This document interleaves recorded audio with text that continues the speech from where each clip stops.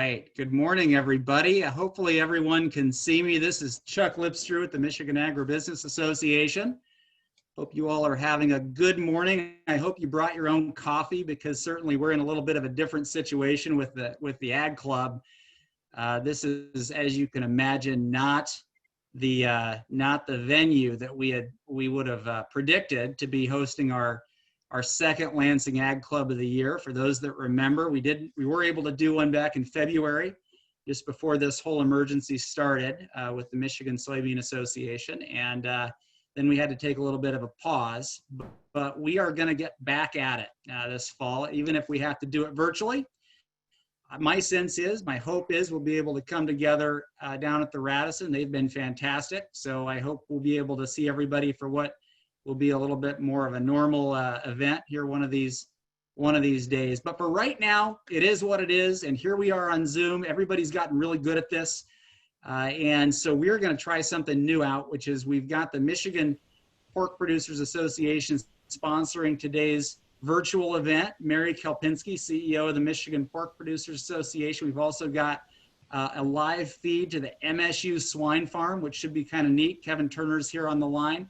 And we've got a couple other folks from the pork industry if there's questions. So here's what we're going to do today. Mary, if you can click over, Mary's in charge of the slides. If you can click over to the agenda. This is, as I mentioned, it's a little bit different. We're gonna have something that feels a little bit like an ag club and maybe doesn't entirely. First of all, I've got a couple updates for everybody from the Michigan Agri-Business Association, just what we're looking at here into the fall. And then we'll turn it over to Mary. She's going to give an overall update on Michigan's pork industry, talk a little bit about what pig farmers are facing right now and how they're navigating all this. And then we'll take you live. Well, we've already got, you can probably see, we've got you live out to the swine farm with Kevin Turner. And then Q&A throughout this whole deal. If you have questions, just put them in the chat box, and Kara Boring, who's on with us, will be our sort of moderator for Q&A about pork, and we'll get those taken care of all at the end. Now, there's two housekeeping items that are really important. Number one, I think we're going to keep everybody muted, but if you do have the option, please don't unmute yourself, just so we don't have any background noise. And number two, you know, we'd love to do it. Normally we do it at the ag clubs, go around to all of our friends at different organizations and hear updates. We're going to forego that today because we have a whole lot of people who are dialing in, number one. And number two, I think I speak for many of our friends at our commodity and farm organizations that are on calls together pretty frequently, give updates. We've had a chance to talk to each other quite a bit virtually. So we're going to forego that today. And when we're back at the Radisson, we'll go around the horn. So for today, we're going to focus on pork. From Michigan Agri-Business, from our standpoint this fall, just one thing I want to touch on really quickly. You know, in addition to helping folks navigate all of this uncertainty that's going on, and we appreciate all those who have reached out to us with questions, continue to do that. We're going to continue to make decisions about our events and all of our activities pretty close into those dates. So our ag clubs for the fall are still on at this time, and we'll communicate with everybody between a few weeks and a month out from those events. Our Outlook conference, as I think many of you probably saw, has been canceled just due to the situation right now and not being able to bring a large group together up on the island. And then we'll have announcements about our early year events here in a few weeks. But we're going to be nimble, and so I hope you'll stick with us and continue to support our events. And I appreciate everybody for dialing in today. The one other thing I want to say is thank you to all of our state government folks who are dialed in today. I've seen a couple of leaders from the legislature dial in, several staff, the Director McDowell dialed in here a minute ago. And I just want to take a minute to share our appreciation from MABA for all of the work that's happening in the legislature, in state government. There's a lot of folks making a lot of very difficult decisions, and we appreciate their back and forth with us and answering our questions and having an open line of communication. With that, that's about all I have from the Agri-Business Association. And I just want to share our appreciation with Mary Kelpinski and the Michigan Pork Producers. Mary's going to give us an overview, and then we'll go out to the swine farm and answer your questions. So Mary, why don't you take it away? Great, thanks. I hope you all can hear me. If you can't hear me, let me know. Good, thank you. No. So this is a great opportunity. You know, we're doing a virtual Ag Club breakfast, and we're kicking it off with a virtual farm tour. So I guess it all goes together real well. I really am thankful that we have this opportunity to share our message with you and our story with you. You know, we started out 2020 and we were really excited in the pork industry. We thought we had things figured out. We've come off of a couple really hard years, mainly because of all the trade disruptions that we've had. And so pork producers have really not been doing too well for the last couple of years, haven't been making too much money. And 2020, we had high expectations for it. We really thought that pig farmers were going to make about $10 profit per pig if everything was going to go well. And so things were looking good for the first couple months. And then what happened? You know, it was amazing. Who expected to see empty shelves and people running around collecting and hoarding toilet paper? But that's what we saw right at the end of March. And it really threw a wrench in things for the pork industry.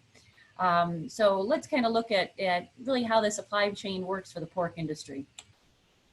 You know, we start off and farmers are growing food, growing corn and soybean, which is really what makes up the diet for pigs.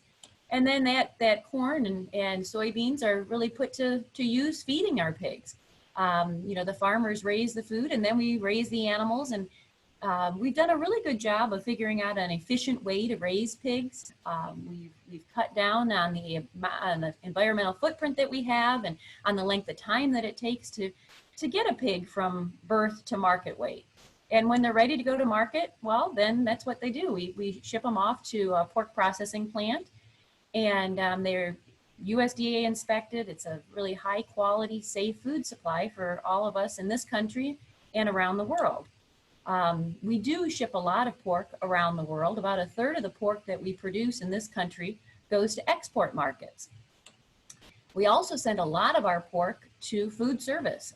Everything from the McDonald's McRib to bacon on your burger to really high quality white tablecloth restaurants. And then the third market that we have, or the third avenue that our pork goes into, is the grocery store. And so that's where we're seeing a lot of sales now with everything that's been disrupted. But, you know, our real primary goal for a farmer is to raise food to put on somebody's table. They're real good stewards of the land and really conscious about the product that they're producing for your families. And that's the end goal, is to really produce something that's healthy for everybody to eat. But that's not, I mean, we've had some disruptions along the way. The corn is still growing in the fields. The farmers are still raising pigs, but we had this kind of blockade in the processing area. Pigs can't go right to consumers. They need to be processed to go to people to eat. And we had a disruption there. And in April, it was very severe. We had a lot of people that, some people were sick with COVID-19, but more people were disrupted because they had to take care of people that were sick, or, you know, schools were closed and they had to figure out childcare. And there was also a lot of people that were just afraid to go to work. And so what happened was our pork processing plants really got disrupted, and we were down to about 50% processing capacity. Well, those pigs that were supposed to go to be processed still were sitting on the farm waiting to figure out where we were going to go. We were fortunate in that it kind of started out west a little bit before it hit the Midwest.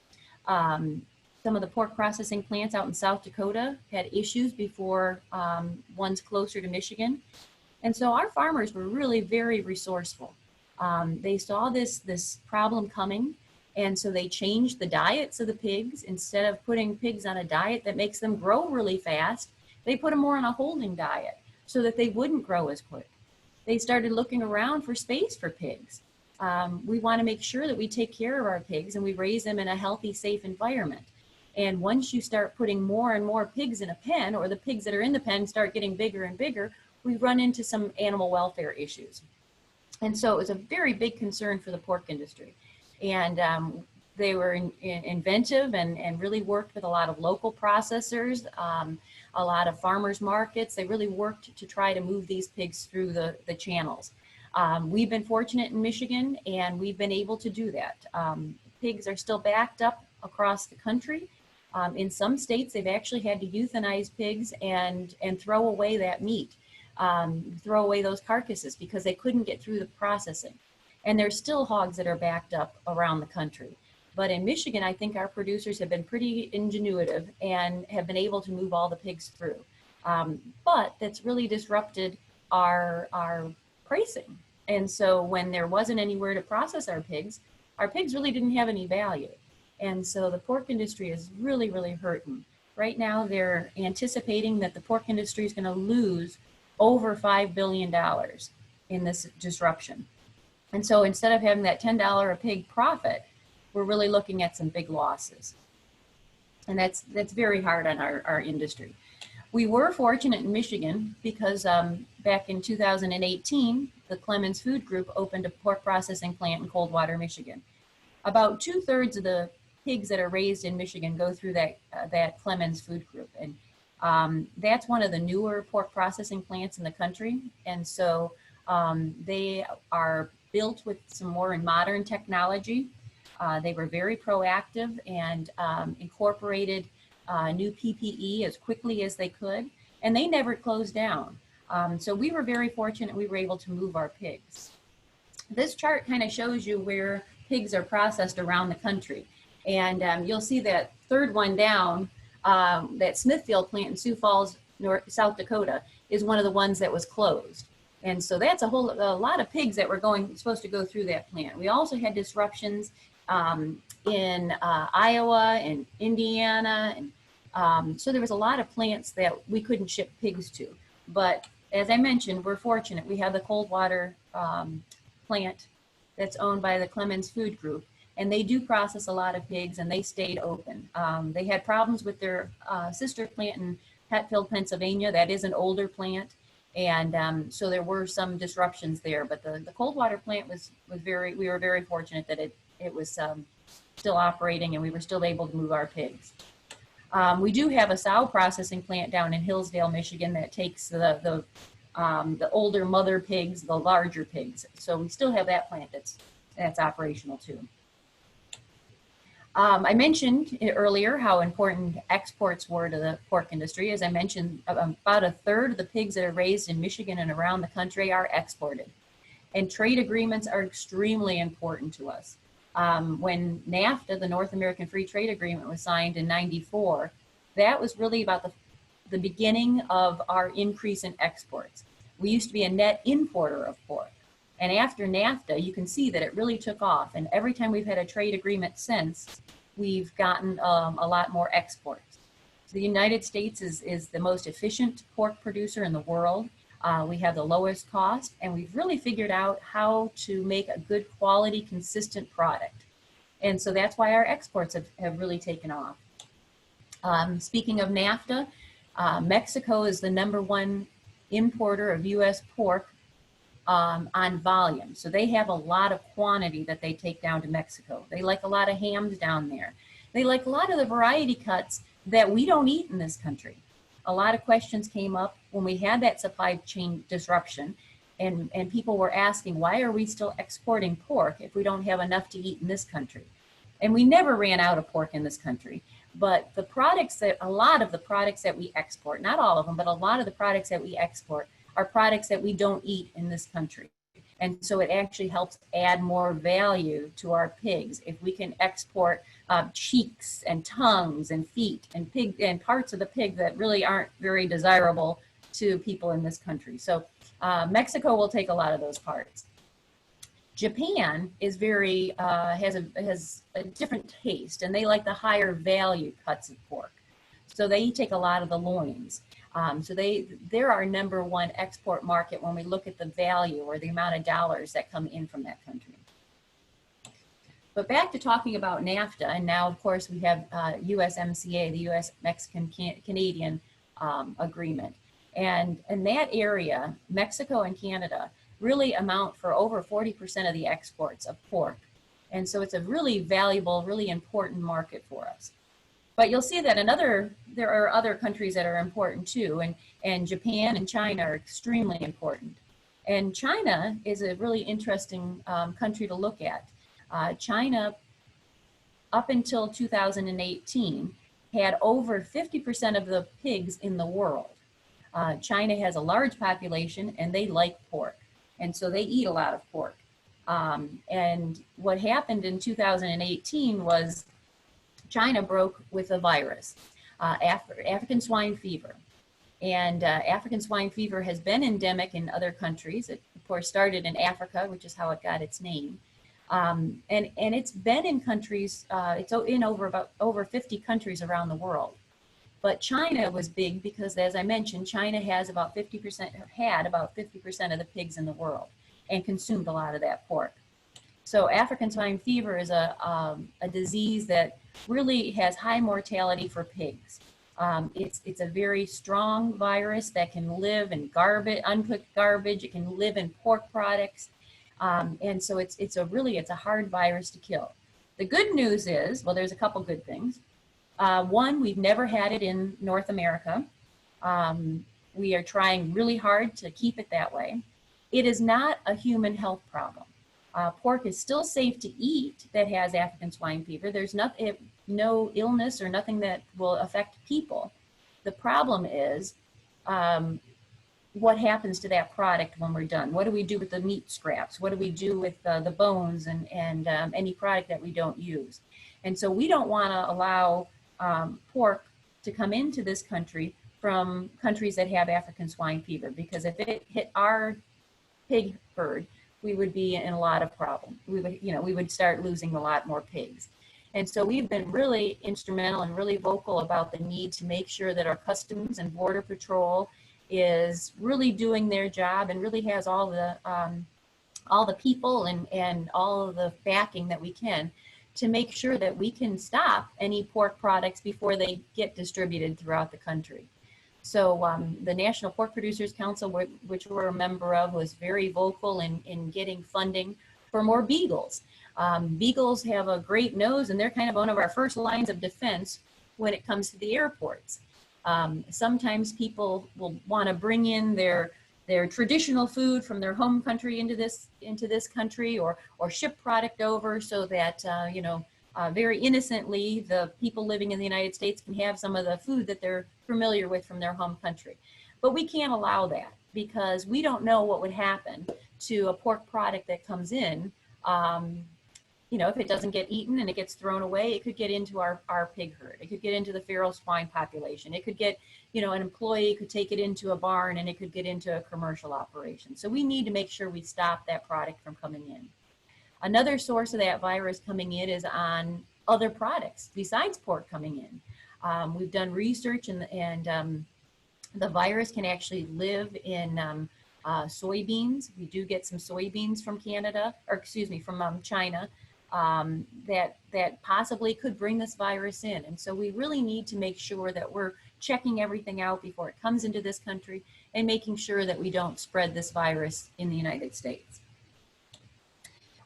We do have some other issues that are going around in Michigan that really affect our freedom to farm. We need to make sure that we continue to provide a safe, wholesome product for consumers, and that we're allowed to do it in Michigan and around the country.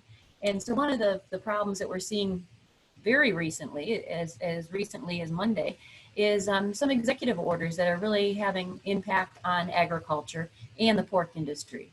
There was an executive order that came out from Health and Human Services talking about testing of employees on pork processing plants and testing migrant and seasonal labor. And employees are very important to all of agriculture, and we want to make sure we do everything possible to keep them safe and to keep them healthy. But we really need to examine some of these orders and the impact that they can have on agriculture and the pork industry. Especially if it comes to the migrant labor and having that labor available when some of the fruits and vegetables are ready to be picked.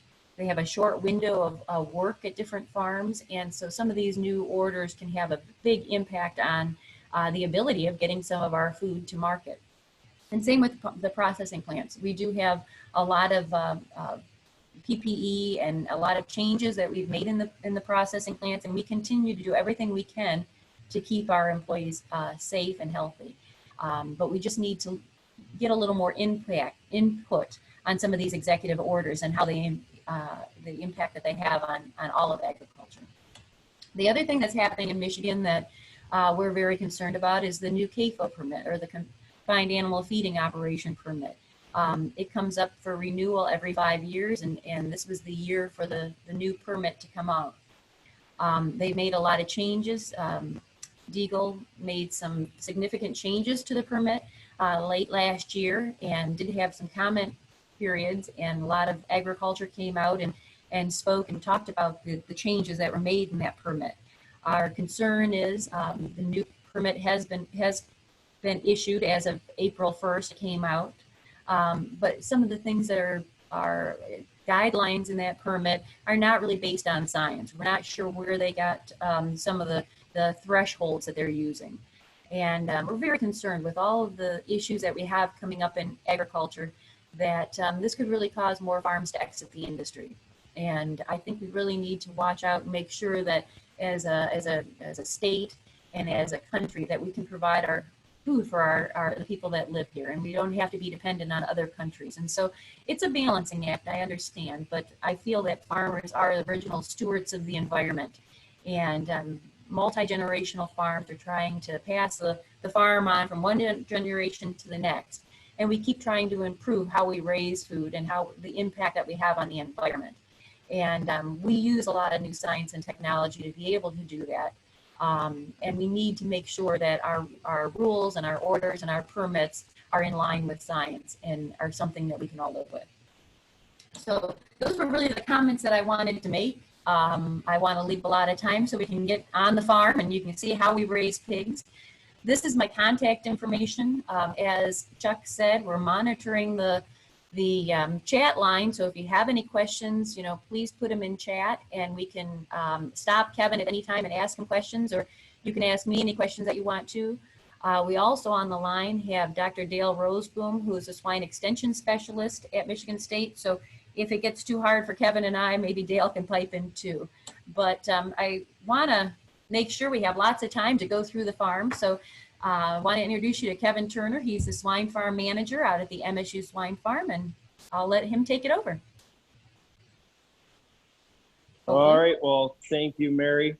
Thank you, Chuck and Maba, for inviting me to give a little bit of a tour here. And I'm saying tour, but at the same time, due to learning this new video technology, internet availability, and also trying to social distance at the farm, I've actually locked myself in one of our new nurseries, or one of the nurseries we've newly populated. So I'll show you some pigs here today, so you're not just looking at my mug, but a little bit of background about myself and the farm really quick. I'm kind of a lifer here. I've been here for going on 15 years now in some sort of management role. I graduated from Michigan State in 2004 after working here for 3.5 years as a student employee. I had my bachelor's degree in agricultural business management, specialization in food industry management. Went out, worked a couple of years in industry for one of the larger commercial producers, swine producers in the state in Iowa, before having the opportunity to come back to MSU in 2006, late 2006, and I've been here ever since. And during that time, also pursued my master's degree in swine nutrition. But really the reason that I'm here is my passion for teaching, as well as the reproductive and genetic side of swine production, which leads me into the farm. And to tell you a little bit about our farm, I'm gonna switch off of me here for a second. So our farm is a approximately 240 sow, closed, biosecure confinement operation. What that means by being closed is, since this building was completed in late 1997 and populated in early, I think January of 98, with 80 segregated early weaned females from what we affectionately refer to as the old farm, no animal has entered this facility. So in the last almost 23 years now, no animals have entered. Those 80 females were reared up until they were breeding age, were artificially inseminated, and that's how every pig here now has come to be. So we do all of our genetic improvement and progression through AI fresh semen that we purchased from boar studs, ranging from southern Michigan through Ohio, Indiana, one in Minnesota, a couple in Iowa. We even go out, reach out to Oklahoma sometimes, a couple of boar studs out there. So that's the closed, or what closed means. Biosecure. So we take biosecurity very seriously here at the farm. For example, myself, all of my employees showered in when we got here this morning. We've also made sure that we haven't been around any other pigs for the last 48 hours. And then in a normal world, we would worry about flu. And what we've learned here, and what you're all seeing, if you didn't know already, are humans are kind of disgusting, nasty creatures that are really good vectors for transmission of different disease. So what we're normally worried about is our employees or visitors bringing flu in to infect our pigs. Nowadays, that's kind of changed a little bit. We're still worried about flu, but then obviously worried about COVID screening for our employees and keeping the folks that keep these animals well and raise them healthy, so that we have a staff here to work these animals. So we do have biosecurity, and then we're a farrow to finish confinement operation, which doesn't make us, we're not the only one, but it still makes us a little unique.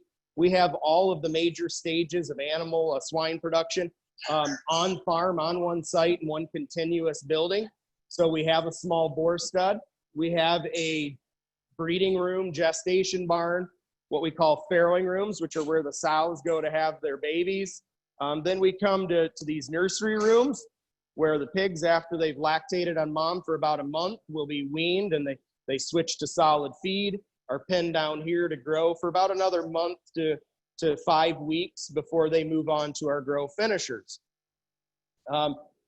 So in this building, this footprint, it's really good, especially on the teaching side of things, to be able to give young people a in-person example, albeit smaller than what commercial production would be, but at least it's representative to what they might see if they went on to a larger commercial farm, went in to work in the swine industry someday, whether it be as an employee at a barn, or maybe a veterinarian, or even a sales or support staff. So that makes us unique, gives us a lot of teaching opportunities here, as well as research. We're able to do research on nearly all sectors of pork production. Right now, all of our sows are still in single stall housing. We were hoping to go to group housing. That's been postponed due to everything for a little bit, but we're hoping in the future we'll also have the option to look at that, and it really sets us up for the future to help support the producers within this state with both a lot of applied research that they can implement within their facilities. To give you an idea, some of the research that we do here, predominantly nutritional, genetic, a lot of behavioral stuff in the last 10 years for both animal welfare and just kind of animal interactions have become very, very popular. We also do some work that, while agricultural related, does have some human application. So typically a lot of nursery projects, Dr. Roseboom was on the call right now, has several large nutritional projects that'll start this fall and go through the winter. We also have some behavioral projects going on right now, looking at animal interaction in and around electronic feeding stations, which would be applicable to those producers that have put sows into loose sow housing and in and around electronic feeders. We also have some research that's going on right now with regards to the GI tract and how the GI tract affects the immune system, and really kind of using pigs as a model for human health and medicine. So we're kind of a jack of all trades, maybe a master of none here on the research side of things. But when it comes to teaching, we've really expanded our scope. There's about 16 to 18 courses, depending on the time of the year or the semester. across, I think it's 6 different colleges, 6 different departments and 3 different colleges that utilize the farm for teaching. And those kind of the scope of those will go from your introductory animal science courses all the way to maybe sociology classes that are looking at animal-human interactions, a lot of environmental sustainability, carbon footprint courses. So we try to get anybody and everybody that's interested in using this facility for educational purposes the opportunity to do so. And it also helps further our story, kind of tell a little bit about the farm and what we do here. We also, a little smaller footprint, but we also do a fair amount of extension. We actually rely on our research being rolled out to producers as part of our extension. But we also breed a few groups of sows a year to show animals, show boars, to make show animals for 4-Hers, FFAers. We sell some bred sows to several different FFA groups throughout the state so that they can actually farrow those females at their school and then raise the babies up for project animals for county fairs and exhibition.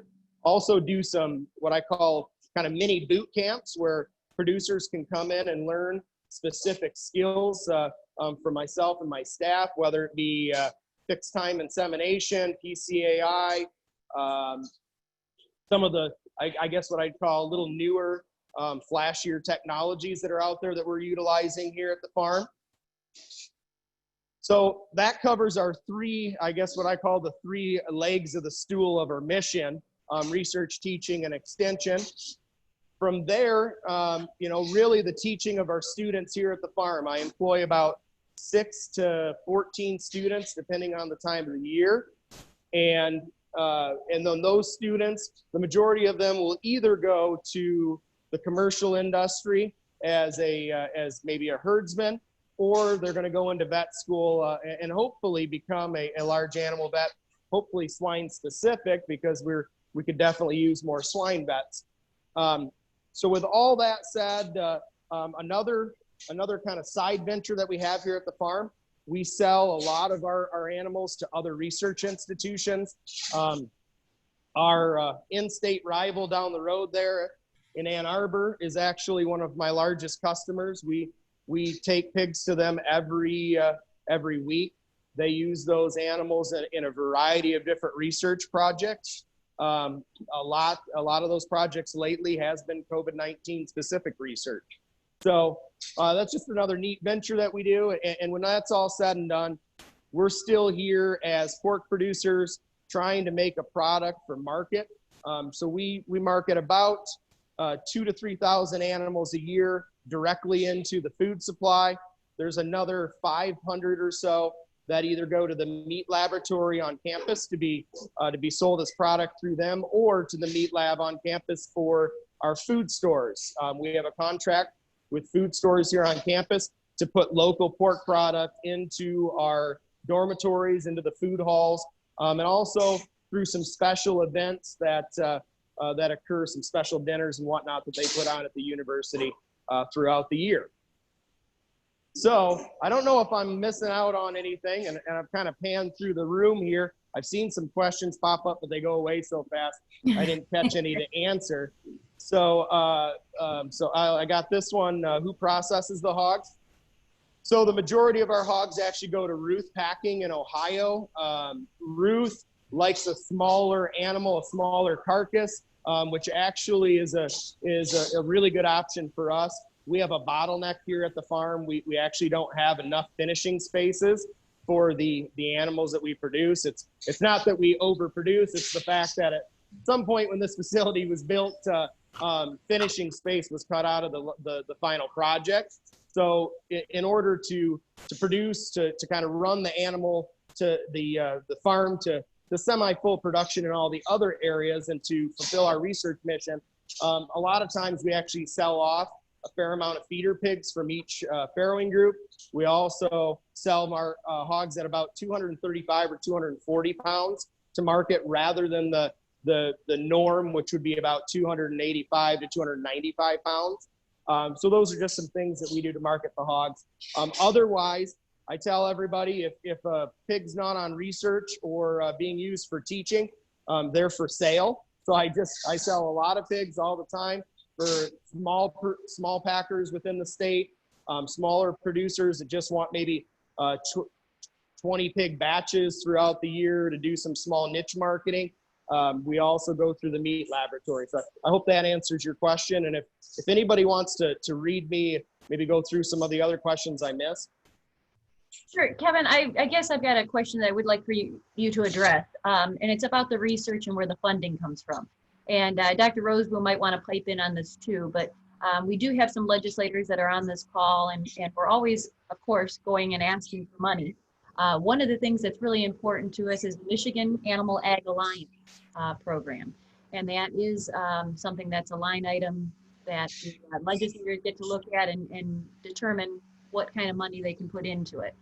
It is an opportunity for us to do more research. The Animal Ag Alliance money goes into this program along with some industry money, and it's really the industry that gets to determine where the research should be directed. So researchers like Dr. Roseboom will send in proposals to the Michigan Ag Alliance and see about getting funding, but it has to meet what our industry priorities are. So I don't know, Dale, if you have anything that you want to add about that and how important that is to get research done. Very important. Mary, thanks for mentioning that. Yes, we call them the MAAA dollars are very critical. We often, in animal science and veterinary medicine, think of those as our creative opportunities because like you say, we share the new ideas with you, and they then set us up for larger future with the PA, NIFA. So they're vital. And they in the past at all the farm, poultry, etc. So those are very important. The other important grants are, and I'll just mention one right now from Michigan Wheat. We're doing a study. I'm looking. Brown straw could be a beneficial fiber for pigs. Okay, Dale, there's something wrong with your mic, Dale. You're kind of getting, at least I'm hearing you really blurred and muffled. Okay, I'm sorry. Is this any better? Yes, it sounds better. I'm holding the phone closer. I'm just saying the Michigan Wheat Program grant has provided us opportunity to look at beneficial fiber in starter pigs, nursery pigs, right where Kevin's walking. And so those dollars, we've gotten dollars from the pork producers. Again, seed grants are critical. When I say seed grants, these are grants that are $15,000 to $50,000. Very, very important. And so we really appreciate any collaboration we can have with the commodity organizations.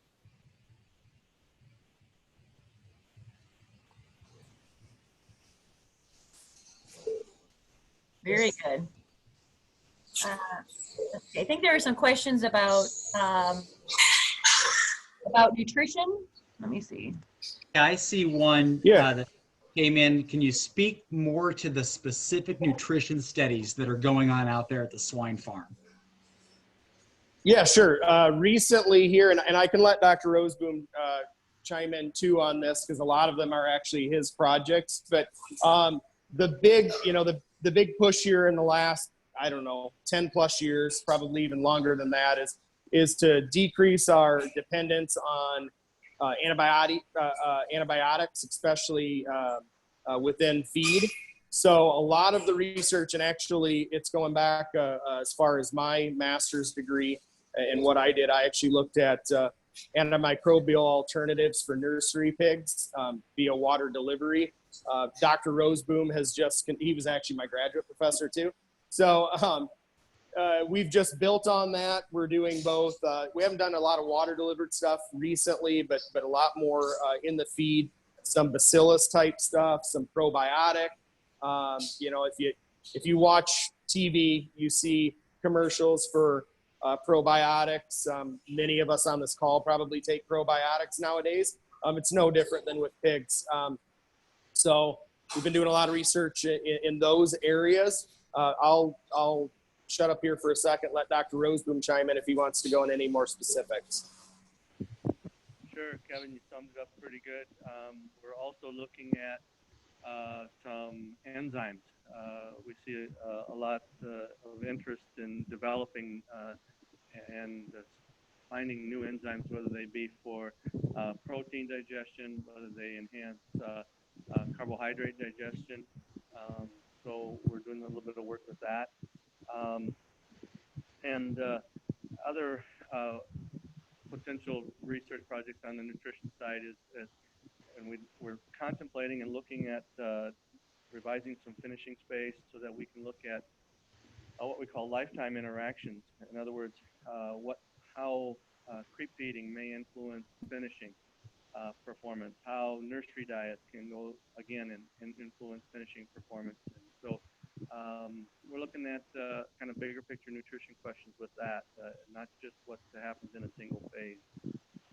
Dr. Mosier's work continues looking at the developmental health of the pig's gut. And in that work, he is looking at some various additives. He's looking at the influence of age. He's looking at the influence of sex. And so he's got a really strong research program utilizing a number of the pigs that are produced here at the farm too. And so together, we're keeping Kevin pretty busy.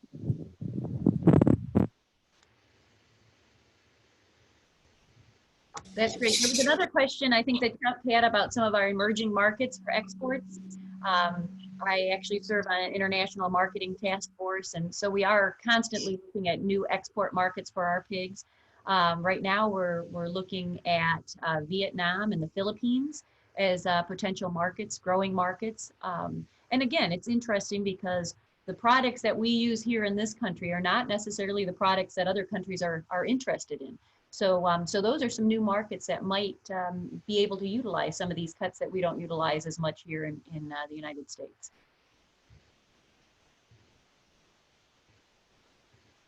There's a question about what programs or companies do you use for nutrition and enzyme programs? Sure, I can start answering that. Right now we use three different companies. One primarily currently just in the landscape of everything. Our base feeding program is an Agri-Business feeding program. Now, when we have research projects, that'll vary. Typically, those diets will be bagged or brought in, mixed somewhere else. We don't have a feed mill here on campus anymore to do our own. That said, Dr. Roseboom and his research staff, we do have about a 250-pound mixer. So if smaller nutritional projects, they actually do a lot of their own mixing of feedstuffs, bring in their own ingredients. He sources those either through different companies that fund the research or local feed mills. We do also have a pretty strong relationship with, it used to be United Producer, but now it's Animal Health International. We also have a pretty strong relationship with Kent Feeds. All three operate within plants locally and have just over the years have been some of the feeding programs that we've used. And I'll let Dr. Roseboom add anything if he wants. Yeah, sure, Kevin. We've collaborated, as you said, with United Animal Health most recently on a probiotic project. We have collaborated with Vita Plus on a study involving enzymes. We have worked with a few other companies, like he says, sourcing various products. But most recently, those have been companies we've worked with, as well as the standard program, he said, with Provimi out of Ohio.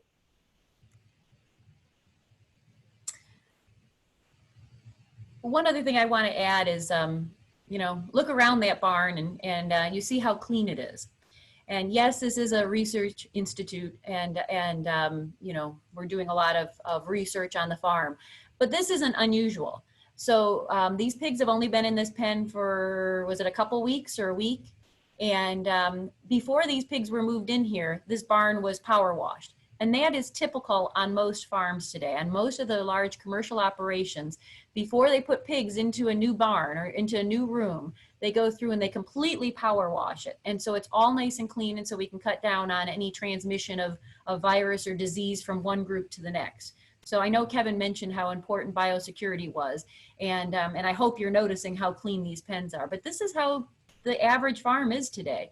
It's very nice and clean, and not only do the pigs have access to all the food and water that they want to eat, they have room to move around and a nice clean environment too. Anybody else have any other questions?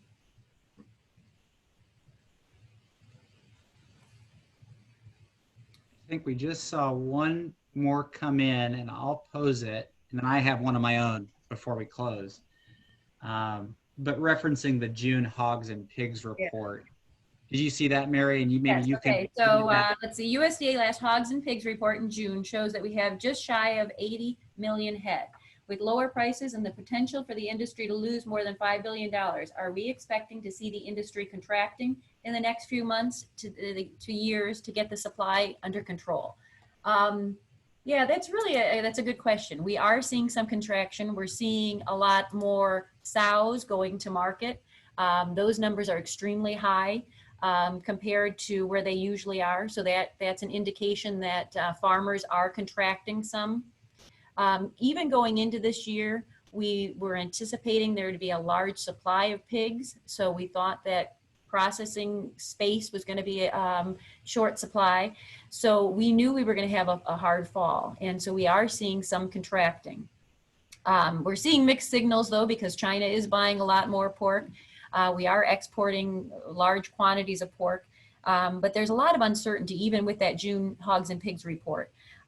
We know that a lot of pigs were euthanized, either market hogs or smaller pigs were euthanized out west to free up some space to get pigs through the processing. And so that combined with the number of female pigs that we're seeing going to slaughter, we do think that there's going to be some contraction going on. I can't forecast what it's going to be, but it does look like the herd is going to shrink a little bit in size. It is interesting though, because we have been seeing a shrink somewhat in size of the number of mother pigs that we have. And that's a lot. We're not seeing a shrink in the output though, because of the efficiency of the pigs. Because of the way that the pigs are taken care of today, they are producing more baby pigs. Those baby pigs are living and are healthier, and they're growing better and growing quicker. So even with fewer sows, we're producing more pork than we ever have in the past. The number of piglets that are born live from sows keeps going up. It's amazing. It's over 11 pigs per sow now is the average that's born per litter. So our efficiency keeps going up. So we decrease the sow herd a little bit, but we're not seeing less meat go to the market just because of those efficiencies. So it is an interesting story to tell with the pork industry. But overall, I think we are going to see some contraction due to the low prices and the way the market is going. Mary, this is Dale.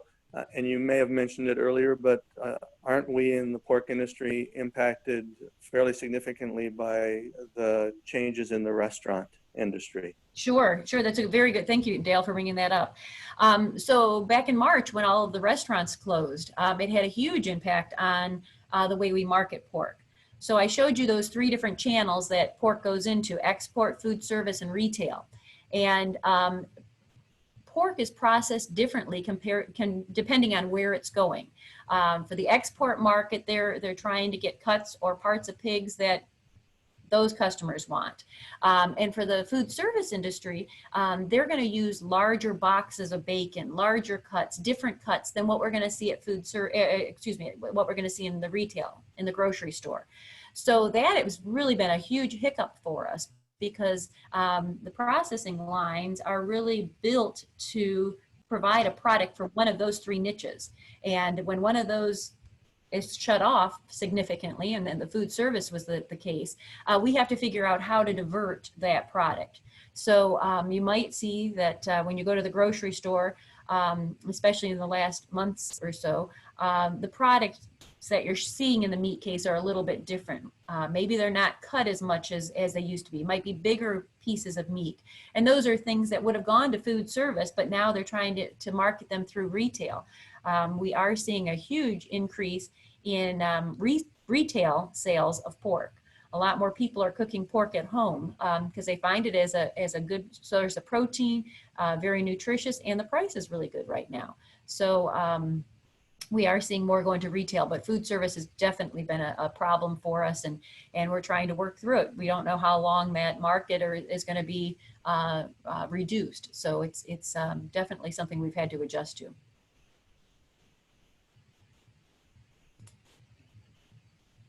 Good info, and I see Tim Lyons just weighed in with a question, Mary, again on enzymes. And are those different types of feed and ingredients that are already approved? Are you seeing positive results from some of those studies compared to what we might be using right now or standard use products at this time?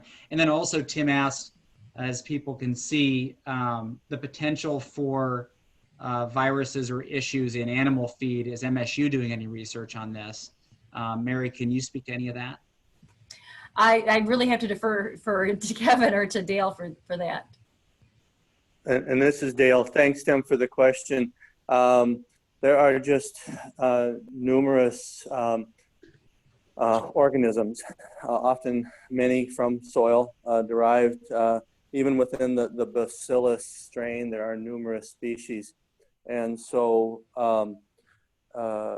that whole area, as well as modifying what we call the gut microbiome or microbiota, is a fast growing area of research, but it is so